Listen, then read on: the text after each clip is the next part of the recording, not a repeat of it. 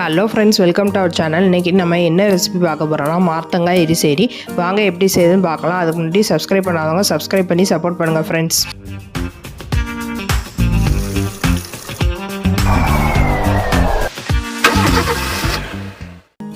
நான் தட்டாம்பயிறு அரை கப்பு எடுத்திருக்கேன். ஃபஸ்ட்டு அது தண்ணி ஊற்றி 10 நிமிஷம் ஊற வச்சுக்கிறணும். அப்புறம் ஒரு குக்கரில் போட்டு நான் விசில் போட்டு வேக வச்சுக்கிறேன். நான் 4 விசில் வச்சு எடுத்துக்கிட்டேன்.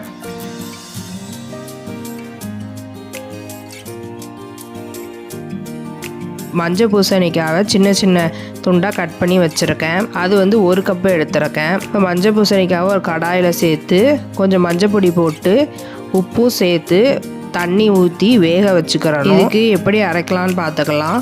அரை முறி தேங்காய் எடுத்திருக்கேன், ஒரு மிளகாய் எடுத்திருக்கேன், 1/4 டீஸ்பூன் ஜீரகம் எடுத்திருக்கேன். இது அவ்வளோத்தையும் நல்லா பேஸ்ட்டாக தண்ணி ஊற்றி அரைச்சிக்கிறணும். இப்போ நமக்கு மஞ்சள் பூசணிக்காய் நல்லா வெந்துக்கிட்டுருக்கு. தேங்காய் நல்ல பேஸ்ட் மாதிரி அரைச்சாச்சு. மஞ்சள் பூசணிக்காய் நல்லா வெந்துட்டு, அதனால் நம்ம அவிச்சு வச்சுருக்க தட்டாம்பயிரை அதில் சேர்த்துக்கிறணும்.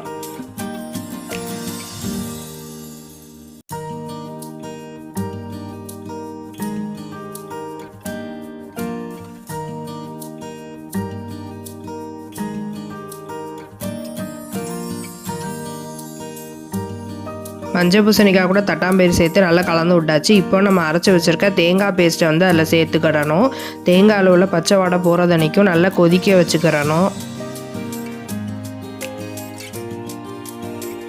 இப்போ எப்படி தாளிக்கிறதுன்னு பார்த்துக்கலாம். நான் ஒரு கடாய் எடுத்து அதில் தேங்காய் எண்ணெய் சேர்த்துருக்கேன். அது காஞ்ச உடனே கடுகு உளுந்தம் பருப்பு சேர்த்துக்கிறணும்.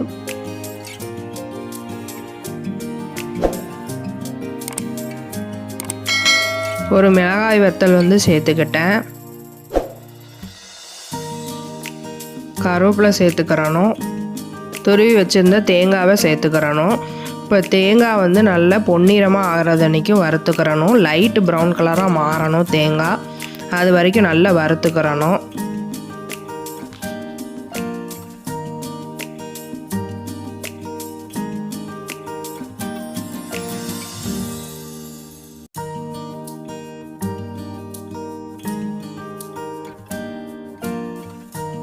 தேங்காய் நல்ல பொன்னிறமாக ஆகிட்டு, இப்போ நம்ம மஞ்சள் பூசணிக்காய் கூட அந்த தேங்காயையும் சேர்த்துக்கிறணும். இப்போ நமக்கு மார்த்தங்காய் எரிசேரி ரெடி ஆகிட்டு. நீங்களும் இது மாதிரி ட்ரை பண்ணி பார்த்துட்டு கமெண்ட் பண்ணுங்கள் ஃப்ரெண்ட்ஸ். சப்ஸ்கிரைப் பண்ணாதவங்க சப்ஸ்கிரைப் பண்ணி சப்போர்ட் பண்ணுங்கள். மீண்டும் சந்திப்போம். பாய்.